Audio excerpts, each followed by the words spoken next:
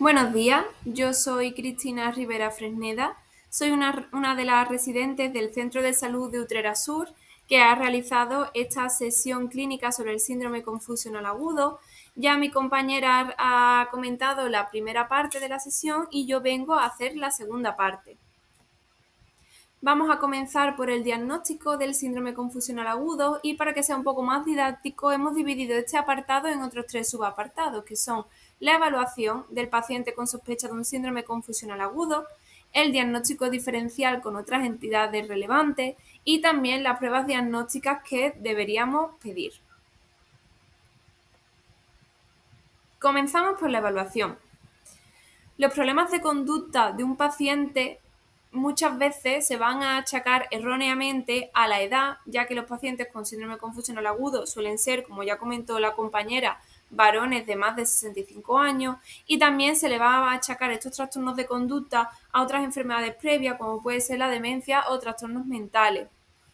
Es muy importante cuando nos enfrentamos a una sospecha de un síndrome confusional agudo conocer cuál es el estado previo, cuál es el funcionamiento inicial del paciente. Y para esto, dado que normalmente no vamos a tener la continuidad que tenemos en atención primaria, por ejemplo, ya que estos pacientes suelen padecer el síndrome confusional agudo estando ingresados, es muy importante que nos ayudemos tanto de los cuidadores formales como de sus familiares para conocer verdaderamente cuál era el funcionamiento inicial, el estado previo del paciente y poder hablar de un síndrome confusional agudo.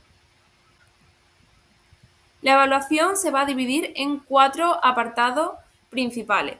El primero de ellos, por supuesto, es una exploración neurológica completa. Lo siguiente que nos tenemos que plantear es la etiología, la posible causa, el desencadenante de este síndrome confusional agudo. Después vamos a tener que utilizar instrumentos clínicos que os comentaré a continuación. Y por último, pero no menos importante, tendremos que hacer una revisión exhaustiva de la medicación del paciente, tanto la que tomaba en casa como la que se le está administrando en el hospital. En cuanto a los instrumentos clínicos, existe una diversidad de escalas que se han llevado a cabo para intentar identificar el síndrome confusional agudo y cuantificarlo. De todos ellos, el que más evidencia tiene es el CAMP, que es el método de evaluación de la confusión, ya que tiene una sensibilidad y una especificidad altísima. La sensibilidad es del 94% y la especificidad ronda el 95%, al contrario que otras escalas y otros exámenes como puede ser el Mini-Mental, que no se le acercan en cuanto a evidencia a la CAM. Si nos fijamos un poquito en esta escala, vamos a darnos cuenta de que los dos primeros ítems, tanto que el inicio sea agudo y la clínica sea fluctuante y que haya una clínica de inatención, son dos elementos fundamentales. Vamos a ver que tanto en el primero como en el segundo, al final hay una frase que dice, si la respuesta es que no seguir con el test. Por lo tanto, para diagnosticar el síndrome confusional agudo en base a esta escala es imprescindible que el inicio sea agudo, que la clínica sea fluctuante y que haya una inatención. Una vez que se hayan dado estas dos circunstancias, ya podremos seguir con el resto de los ítems de la escala, que es el pensamiento desorganizado y el nivel de conocimiento de conciencia alterado. Como ya hemos comentado previamente, es imprescindible hacer una revisión exhaustiva de los fármacos que está tomando el paciente. ¿Por qué? Porque la toxicidad de los fármacos representa aproximadamente el 30%, nada más y nada menos, de todos los casos de delirio. ¿Y cuál es el problema? Que prácticamente cualquier fármaco, aquí hay una lista, pero si nos ponemos puristas, realmente cualquier fármaco puede ser el causante de un síndrome confusional agudo. Estos son los más frecuentes, repito, aquí tenemos una lista muy larga, tanto de AINES, corticoides, antibióticos, antiepilépticos, prácticamente cualquier medicamento puede ser el causante. Por lo tanto, muy importante la evaluación de los fármacos que se están administrando. Dicho esto, pasamos al diagnóstico diferencial con otras entidades. Algunas son más frecuentes que otras. Vamos a hacer un pequeño repaso de cada una de ellas. Comenzamos con el síndrome vespertino. El síndrome vespertino puede asimilarse al síndrome confusional en la clínica. El problema es que en las circunstancias en las que se dan. El síndrome vespertino es un deterioro conductual que se observa con frecuencia y se presenta por la noche, generalmente en pacientes institucionalizados y con demencia. ¿Cuál es la diferencia con el síndrome confusional? Pues bien, el síndrome vespertino suele presentarse a diario, todos los días. Suele ser autolimitado, ya que por la mañana suele ceder por sí solo, o sea, es transitorio y, como ya he dicho antes, es muy fácil de confundir, pero el síndrome vespertino es más regular, por decirlo de alguna forma. Pasa todos los días y es predecible. Continuamos con el diagnóstico diferencial. Vamos a hablar ahora de los síndromes focales. Aquí ya es más fácil hacer la distinción entre un síndrome confusional agudo y un síndrome focal, pero igualmente de entrada vamos a tener que pensar ante qué entidad estamos. Entonces, la diferencia principal es que el síndrome confusional agudo afecta de manera global tanto a la conciencia como a la atención. Al contrario que el síndrome focal, que como su propio nombre indica, pues no es global, es focal. Además, vamos a ver que los déficits focales típicamente tienen un inicio súbito. Es verdad que el síndrome confusional agudo es agudo o subagudo, pero es muy característico del síndrome confusional que haya fluctuaciones a lo largo del día, fluctuaciones en el estado de conciencia, cosa que no sucede con los síndromes con los síndromes focales. Continuamos. La siguiente entidad que tenemos que meter en nuestro diagnóstico diferencial es el estado epiléptico no convulsivo. ¿Y por qué? Pues porque tanto en el estado epiléptico no convulsivo como en el síndrome confusional agudo hay una alteración del nivel de conciencia, hay alteraciones cognitivas y hay cambios conductuales. Sin embargo, mientras que en el estado epiléptico no convulsivo la alteración del estado de conciencia va a ser sostenida, como hemos dicho antes, en el síndrome confusional agudo, el estado del nivel de conciencia es muy fluctuante y esta va a ser una de las diferencias principales. Luego, además, tenemos que tener en cuenta que al tratarse de un estado epiléptico va a responder muy bien a benzodiazepina, mientras que, como veremos más adelante, el tratamiento inicial y de elección en el síndrome confusional agudo no serán las benzodiazepinas, serán los neurolépticos, pero ya comentaremos esa parte más a continuación. Luego, otra diferencia fundamental y para lo que sí que vamos a necesitar pruebas complementarias es que en el estado epiléptico no convulsivo el electroencefalograma, por supuesto, que va a presentar alteraciones, mientras que en el síndrome confusional agudo el electroencefalograma será normal. Y luego, algunos apuntes en cuanto a la clínica que pueden hacer que diferenciemos el estado epiléptico no convulsivo del síndrome confusional agudo es que en el estado epiléptico puede haber espasmos faciales, nistagmos, automatismo u otro tipo de focalidad que nos hará sospechar que estamos ante un estado epiléptico, aunque no se presente como la crisis epiléptica típica en la que todos pensamos. Otra de las enfermedades que vamos a tener en cuenta son las demencias. Vamos a incluir tanto la enfermedad de Alzheimer como la demencia por cuerpos de Lewy. Aquí, en mi opinión, el diagnóstico diferencial ya es más sencillo, principalmente por el tiempo de evolución que tiene la enfermedad de Alzheimer. La enfermedad de Alzheimer va a tener un inicio mucho más insidioso, más progresivo y no va a ser tan fluctuante como sí que lo va a ser el síndrome confusional agudo. Y por supuesto, la enfermedad de Alzheimer requiere un periodo de tiempo mucho más largo que el síndrome confusional agudo, que como ya hemos dicho antes, pues es agudo o en todo caso subagudo. Otras cosas que nos van a poder ayudar a hacer la diferencia es que en la enfermedad de Alzheimer la atención va a estar intacta, mientras que en el síndrome confusional agudo la atención está alterada. Y si nos acordamos de la escala CAM que vimos antes, si la atención no se encuentra alterada, directamente no estaríamos hablando de síndrome confusional agudo y tendríamos que saltar a otros diagnósticos diferenciales. Además, en la enfermedad de Alzheimer los recuerdos remotos por lo general sí que están preservados. Sin embargo, aquí en la demencia por cuerpos de Lewy se nos complica un poco el diagnóstico porque la demencia por cuerpos de Lewy sí que es más fluctuante que la demencia tipo Alzheimer, y además va a haber alucinaciones visuales que son muy frecuentes, son muy prominentes y sí que nos van a hacer sospechar un poco, nos van a confundir. Por último, también estaría bien que deberíamos tener siempre presente enfermedades psiquiátricas primarias. ¿Cuál es la parte fácil, la parte buena de las enfermedades psiquiátricas? Es que casi siempre también tienen un largo periodo de evolución y casi siempre ya va a estar descrito en la historia clínica del paciente. En cualquier caso, importante diagnóstico diferencial con la depresión, con la manía y con la esquizofrenia. Diferencias principales que vienen siendo las características de la depresión. En la depresión hay una disforia, hay una pérdida de autoestima y por supuesto hay mucha menos fluctuación de la que va a haber en un síndrome confusional. Además, un episodio depresivo como tal normalmente pues ya lleva unas semanas de evolución. Por otra parte, también tenemos que hacer el diagnóstico diferencial con la manía, es decir, con el trastorno bipolar y en concreto con el delirio hiperactivo.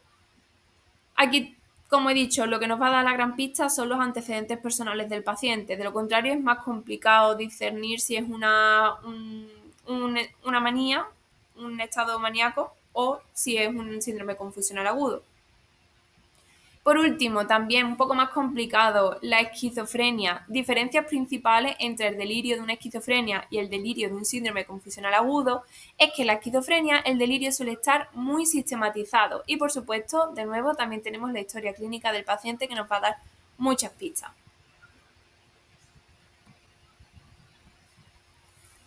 Dicho esto, pasamos al siguiente apartado que son las pruebas diagnósticas. Vamos a tener pruebas de laboratorio, pruebas de imagen, la punción lumbar y el electroencefalograma. Esto no significa que todas ellas sean necesarias. Vamos a ir una por una viendo a ver cuándo habría que pedir según qué cosa.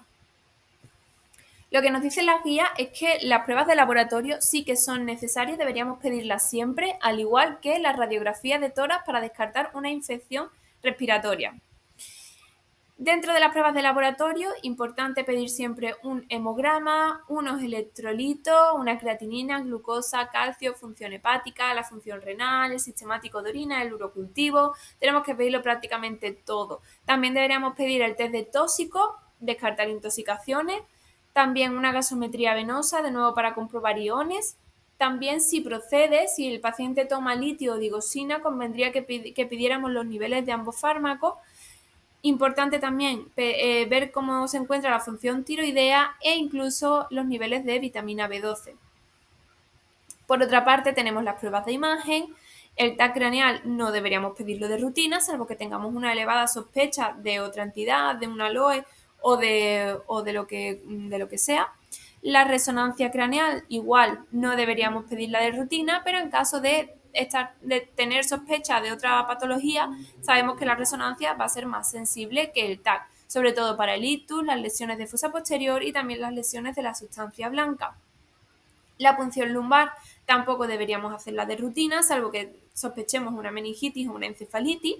Y el electroencefalograma, que como comenté antes, lo deberíamos pedir tampoco de rutina, pero si estamos ante un estado epiléptico no convulsivo o una crisis comicial que nos haga sospechar, pues ahí sí que deberíamos pedir el electroencefalograma.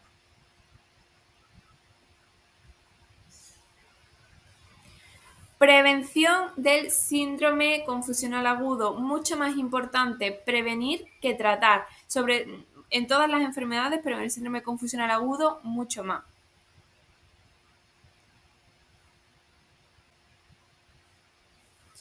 Estas son las tres claves, los tres pilares de la prevención del síndrome confusional. Lo primero que tenemos que hacer es evaluar los factores predisponentes para poder evitarlos. También, igual, tenemos que identificar los factores de riesgo del paciente y en la medida en lo que sea posible intentar minimizarlos. Y por último, identificar a los pacientes con mayor riesgo de presentar un síndrome confusional agudo. Dentro de los factores predisponentes, algunos de ellos son la función cognitiva previa y también los antecedentes personales previos. Estas son las cosas que deberíamos consultar siempre en la historia clínica. Pero bueno, esto ya lo sabemos. Dentro de los factores de riesgo Estos son algunos de los más importantes: las infecciones, la deshidratación, desequilibrios hidroelectrolíticos, la hipoxia, la hipoglucemia y también, como ya hemos dicho, los fármacos sedantes o cualquier fármaco nuevo que esté tomando el paciente. A la hora de identificar los pacientes con mayor riesgo, en grande, nuestro grupo principal aquí van a ser los ancianos. Después de los ancianos, serían ancianos post-cirugía, con una neoplasia terminal, pacientes con pluripatológicos graves, grandes quemados, también pacientes que hayan consumido tóxicos, que sean consumidores de tóxicos o que se encuentren en abstinencia de tóxicos, también pacientes con deterioro cognitivo previo o que ya hayan tenido síndrome confusional agudo previamente. También hay que tener más cuidado con los pacientes que se encuentran ingresados en la UCI. Vamos a ver tanto el tratamiento no farmacológico como el farmacológico. Es súper importante la intervención ambiental. Como ya he dicho, esto nos va a ayudar a prevenir el síndrome confusional agudo.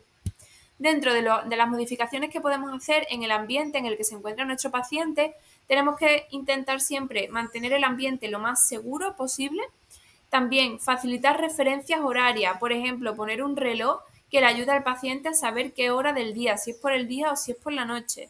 También tenemos que tener en cuenta que hay que respetar el periodo sueño-vigilia. Hay que dormir por la noche, hay que estar despierto durante el día, hay que tenerlo muy en cuenta.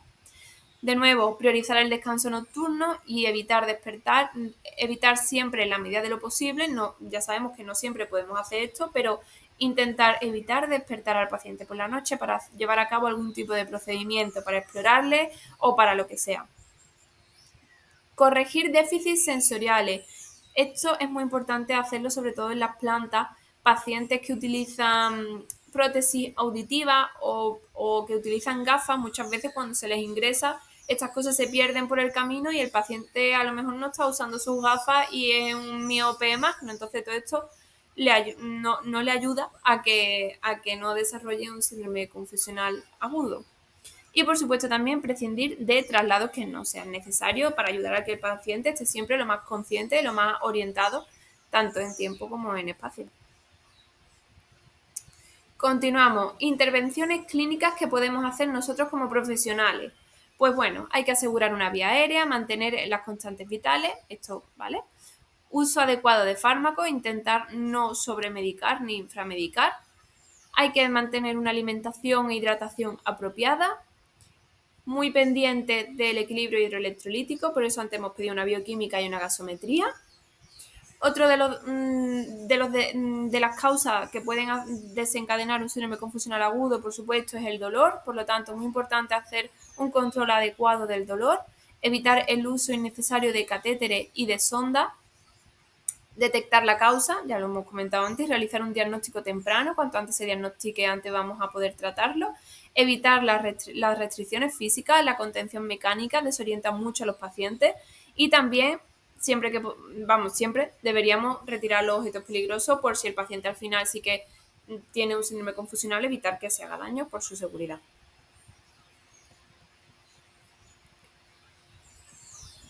También deberíamos tener en cuenta la intervención cognitiva y psicosocial. Orientación continua en tiempo y en espacio, lo que comenté, por ejemplo, tener un reloj cerca del paciente o las ventanas, tener ventanas y, a ser posible, tener ventanas abiertas para que puedan, con la persiana subida, para que puedan saber si es de día o si es de noche. Se recomienda también movilización temprana, ejercicio físico para evitar la atrofia muscular, promover actividades de estimulación cognitiva y facilitar la interacción social y contacto visual con sus familiares.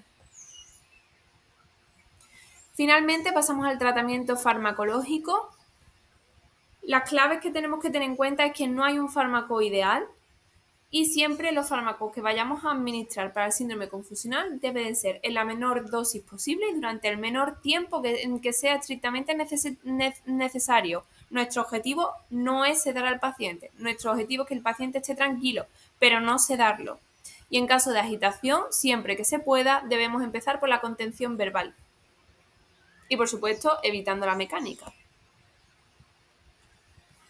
Dentro de la lista de tratamientos que tenemos, los de elección, con lo que tenemos que empezar siempre son con los neurolépticos. Los neurolépticos nos van a ayudar a tratar la agitación y los síntomas psicóticos, pero sí que tenemos que tener cuidado con los efectos secundarios. Los efectos secundarios, aquí pongo una pequeña lista, los principales serían la sedación, hipotensión, aumentan el riesgo de caída y también los efectos extrapiramidales. Los neurolépticos pueden ser típicos o atípicos. Dentro de los típicos, el gran rey de este grupo es el haloperidol. Su mecanismo de acción es que son antagonistas competitivos de los receptores dopaminérgicos D2. Actúan en las áreas mesolímbicas y mesocorticales, pero esto tiene un problema y es que pueden producir extrapiramidalismo y los neurolépticos típicos tienen más riesgo de producirlo que los atípicos.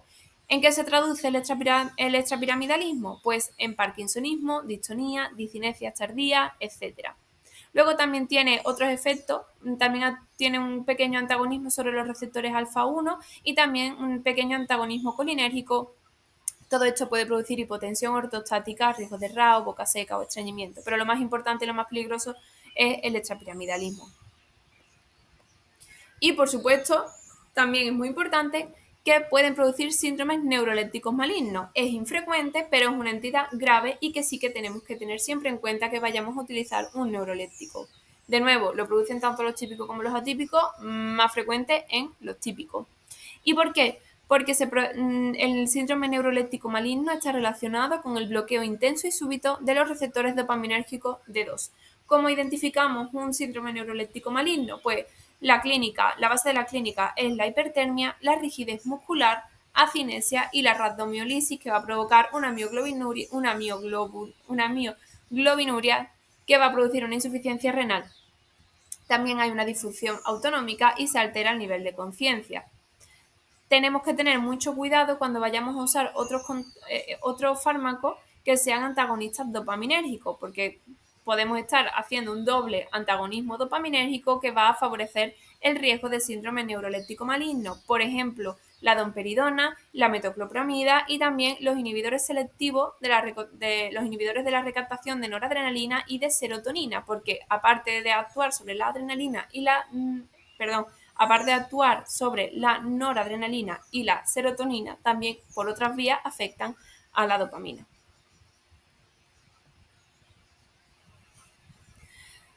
Continuamos con los neurolépticos atípicos. El mecanismo de acción es similar al de los típicos, pero es verdad que tienen un mayor perfil de seguridad y también tienen mayor afinidad por los receptores serotoninérgicos 2A.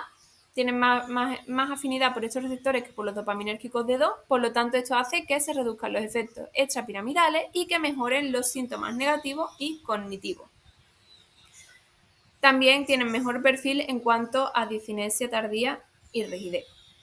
Dentro de los neurolépticos atípicos, aquí los más importantes son la risperidona, que se considera de elección, y la quetiapina. ¿Cuál es el mayor? Ponéis risperidona. El mayor problema de la risperidona es que solamente tenemos vía oral. Por lo tanto, ante un paciente que presente un síndrome confusional agudo, es muy probable que la vía oral no sea factible. Pero es verdad que tiene un rápido inicio de acción y muy pocos efectos anticolinérgicos. Luego tenemos la quetiapina, que tiene menos riesgo de extrapiramidalismo, pero sí que es verdad que tenemos que tener precaución con el síndrome serotoninérgico, sobre todo si el paciente está tomando ISRS. Aquí un pequeño resumen de los neurolépticos. Importante también con algunos de los neurolépticos, sobre todo, hay que tener cuidado con el haloperidol porque también alarga el QT, que no lo he mencionado anteriormente, pero hay que tener mucho cuidado, es de lo más importante, es uno de los principales efectos adversos. También frente al extrapiramidalismo, muy importante valorar el QT. Dicho esto, pasamos con las benzodiazepinas, que por lo general no se recomiendan como tratamiento de primera línea para el síndrome confusional agudo porque empeoran la sedación, la confusión y también aumentan el riesgo de caída. Sin embargo, sí que serían de primera línea ante una sospecha de síndrome de abstinencia alcohólica o una intoxicación por droga. Otros fármacos que están disponibles y de los que vamos a hacer mención son el clometiazol, que es un hipnótico que se usará en pacientes con deprivación de alcohol, Otro fármaco es la trazodona, que es un antidepresivo a dosis muy alta, pero hipnótico a dosis baja y que también tenemos disponible. Y por último, los inhibidores de la acetilcolinesterasa que se utilizan para la enfermedad de Alzheimer. Sobre esto no hay datos concluyentes todavía, por lo tanto no vamos a comentar mucho más de ello. Finalmente, conclusiones para terminar. Me gustaría volver a repetir que el síndrome confusional agudo es, como su propio nombre indica, es agudo, es reversible, es multifactorial y también es fluctuante. Es más frecuente en varones, ancianos, ingresados. Es esencial identificar, y cuanto antes lo hagamos mejor, los factores precipitantes, los factores etiológicos del síndrome confusional. El diagnóstico va a ser fundamentalmente clínico, aunque se recomiende pedir las analíticas y la radiografía de tórax, el diagnóstico siempre debe de ser clínico y, por supuesto, la clave está en la prevención. Esto es todo. Muchas gracias por vuestra atención de parte de todas las residentes del Centro de Salud de Utrera Sur y muchas gracias.